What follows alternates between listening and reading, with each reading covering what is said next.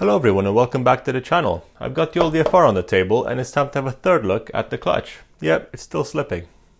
So previously I took the clutch out of there, inspected everything, cleaned the ridges on the baskets, and everything seemed alright. Everything was within tolerance.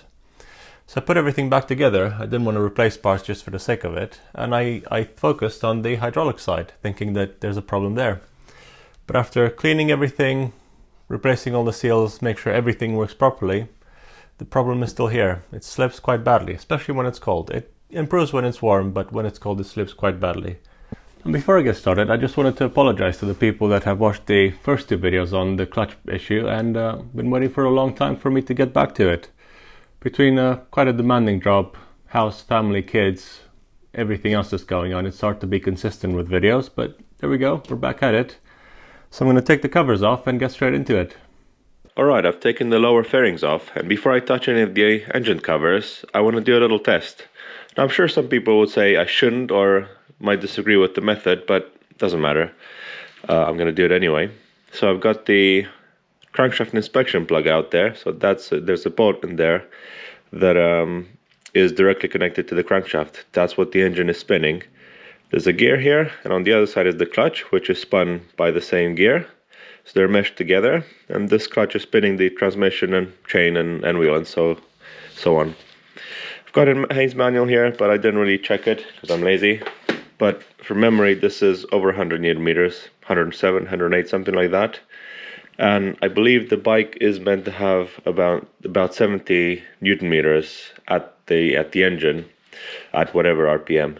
So because mine is slipping even at low RPM, I would assume that this clutch is slipping below 70 Newton meters at the crank. And this, because this bolt is over 100, it should be fairly safe to do this. So I've got a screwdriver jammed in the disc or in the caliper right there. So the wheel is blocked. So I'm going to apply a torque to the crankshaft and see where the clutch is spinning. Now, of course, there'll be friction. So if the clutch is, let's say the clutch is spinning at it, or it's slipping, I should say, at 70 Newton meters, I might record a higher torque because I obviously have to spin the engine as well, and enough torque to overcome the friction of the clutch. So I'm just going to go ahead, see if we can get this to slip convincingly and at what torque. So for that, I've got an old torque wrench with a dial here. It's a pretty cool thing. I've rescued this out of a skip and fixed it, so it may not be accurately calibrated, but it will give us an idea. Alright, this is with the rear wheel free. Just for reference, how much torque does it take to actually spin the whole engine and drivetrain?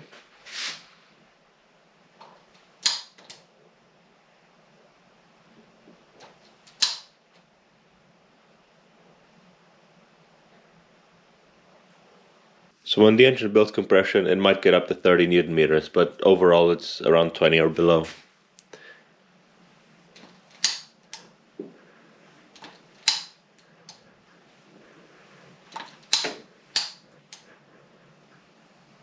That's the compression stroke now. So that was maybe 25. And back down to 20, and now as soon as it's over, below 20. So that gives us an idea. I'm going to poke the screwdriver back in and see where the clutch slips. Alright, wheel is blocked up. Let's see what we find. And that was it. That juddering is the clutch slipping.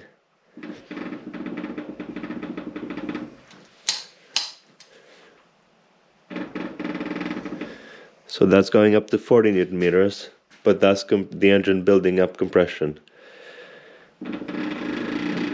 So that's past the compression stroke now.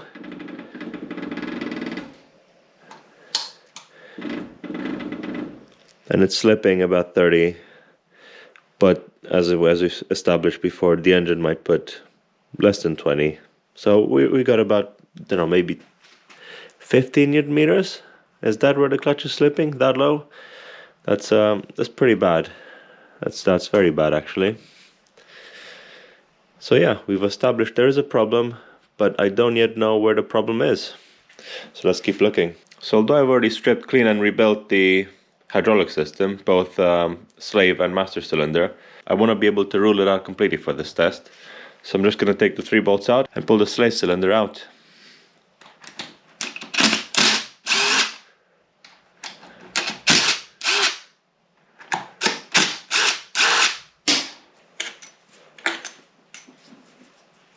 So the cylinder is off. I'm going to try and pull the rod out so it's no longer in contact with the clutch pressure bearing or thrust bearing. So let's repeat the test now on the other side. Alright, so the hydraulic system is completely out of the picture, and now let's see if it made any difference. I'm sort of expecting it didn't, but let's see. No, I am completely wrong there.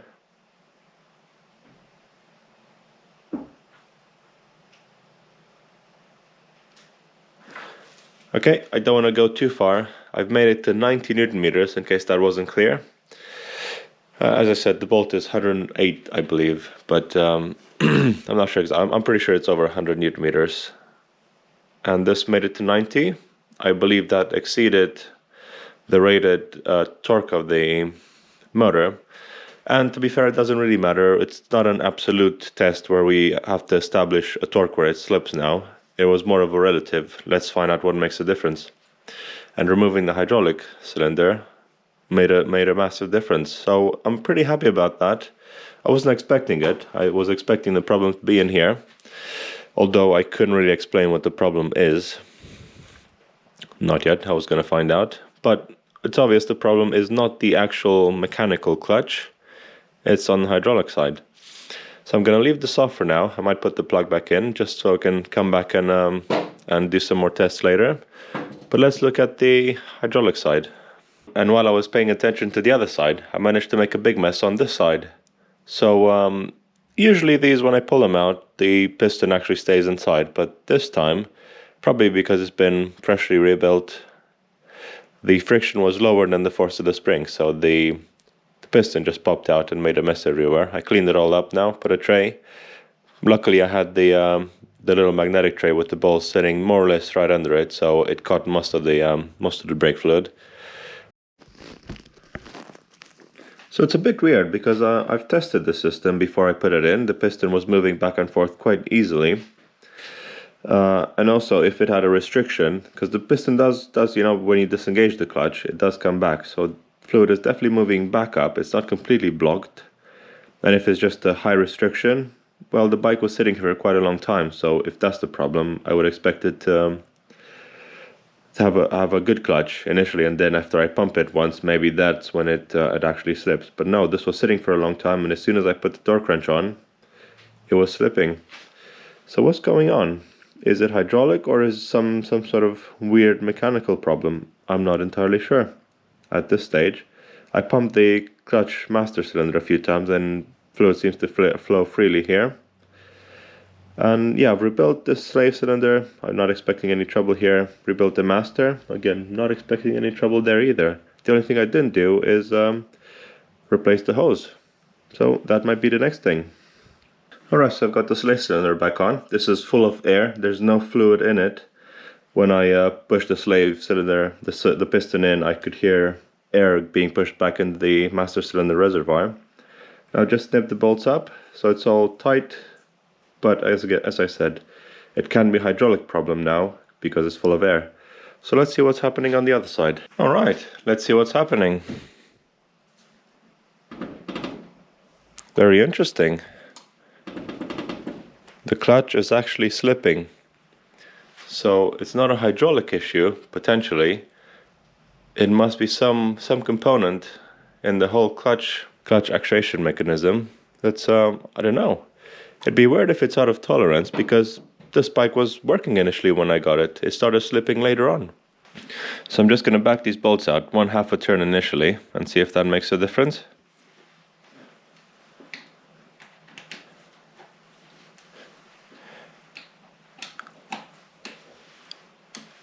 Okay, that was 1/2 a turn on each of them. So I can't remember if these are M5 or M6. If it's an M6, that means it's 1/2 mil back now. If it's M5, I think it's 0.4.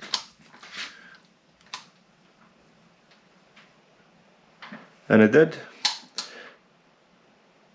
clutch is no longer slipping easily. So I tightened all the bolts back again, and I went back only a quarter of a turn, 90 degrees. And let's see what that did. And the clutch is still good. So I've backed the bolts back, so I've tightened the bolts back and backed them off even less. Basically I just loosened them and touched the housing again, so it moved back ever so slightly. And it's slipping, but it's somewhere in between. It's not as bad as when we started this. It's not as good as it should be. So we're kind of at the limit where we're still putting some pressure on that bearing. But why? What changed? It's an odd one. Alright, I've actually been away from the bike for well over a week. I've been away for work for a week and I also had other stuff to do, so I can't remember where we left off. But the good news is I have a plan on how to fix this bike, and you're not going to like it. Don't worry, I'm not going to sell it. I'm also not going to set it on fire, but I am going to budge it. And a lot of you might unsubscribe after this, but that's life. Alright, but before I get to the budge, I'm just going to explain this one more time, which I probably already did previously and I forgot about it. But as soon as this is tightened, this is already slightly disengaging the clutch without putting any hydraulic pressure inside. So why is it doing that? Well, nothing really changed. I haven't even replaced the piston when I've rebuilt the slave cylinder, so nothing changed in theory, and of course the problem started before that. So there's a lot of things going through my mind, but my biggest concern, I suppose, is whether the input shaft in the transmission has shifted this way a little bit, which means, yeah, then we would have an issue. Why it would do that? No idea. I'm still thinking there's something else going on, something less serious, but regardless, I've got a plan on how to budge it for now. So let's have a look at that.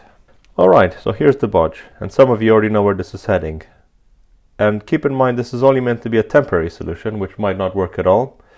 But if it does, you know, like every temporary solution that turns out to work, it becomes a little bit permanent.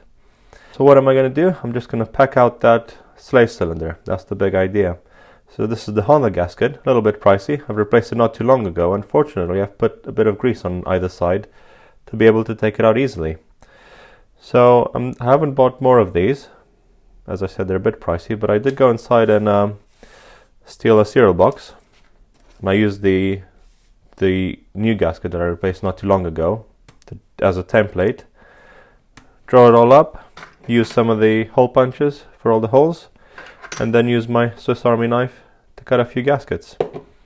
And there we go. I've got 4 of these. They're 0.5 thick, same as the Honda one. Maybe Honda uses cereal boxes for their gaskets, who knows. But I've got 4 of these, so I should have 4 times the spacing. And yeah, let's give it a try. Hopefully I've done them accurately enough.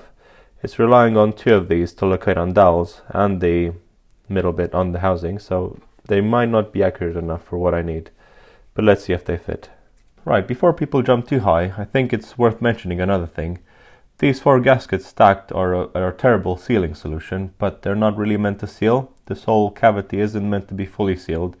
It even has a little groove there, which is meant like a weep hole, a weep groove if you like. So if there's any leak in there, either oil or hydraulic fluid, it will just come out of there.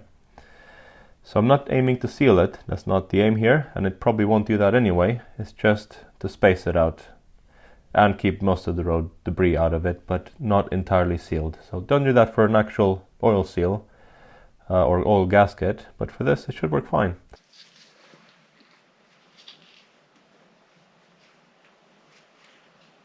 Alright, so the gaskets fit on quite nicely.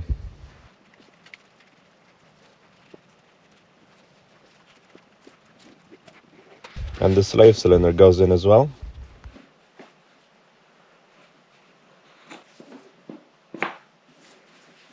These are about 8 Newton meters from memory, but I'm not even going to bother with a torque wrench. It is a budge after all.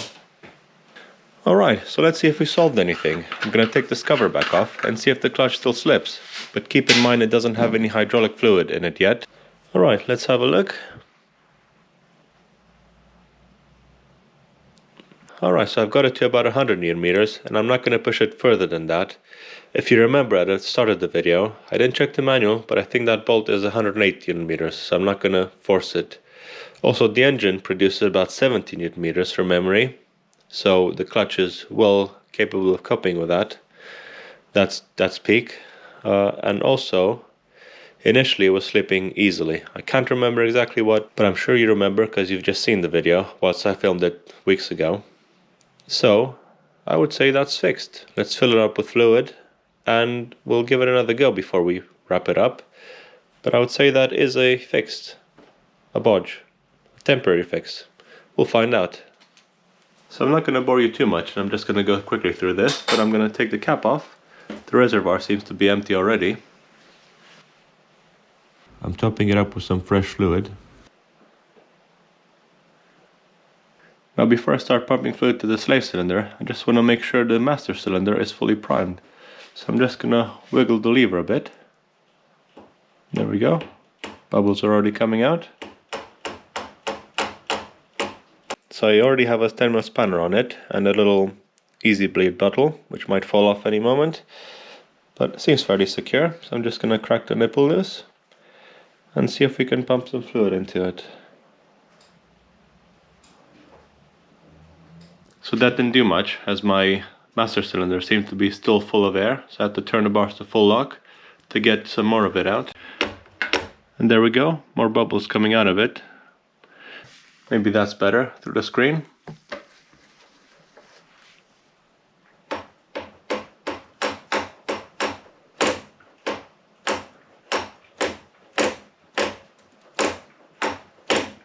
Alright, that took a while, but I think I've got most of the air out now, and it actually feels like a clutch. Feels like it's mostly bled. It's definitely stiff and feels like it's disengaging, but maybe with a slight springiness to it. So let's see what we get in the bottle.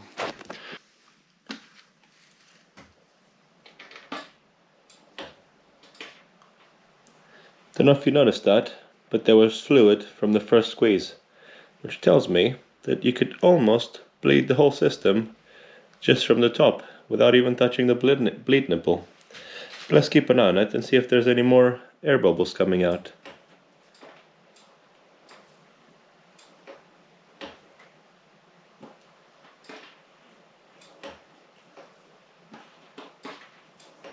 Okay, and now we've made a mess. The hose came off a bit and squirted brake fluid everywhere.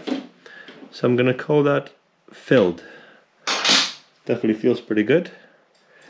Just give this a clean.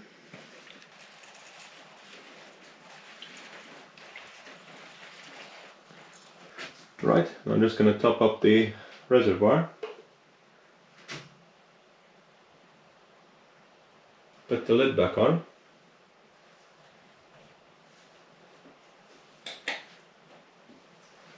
And that's it, we're nearly done. Right, let's have a look now. So the system is all filled. And yeah, clutch is holding pretty well. Let's disengage it. Spinning freely, just the engine now. And again, it's holding quite well. So that seems to be working. I'm just going to put this cap back on.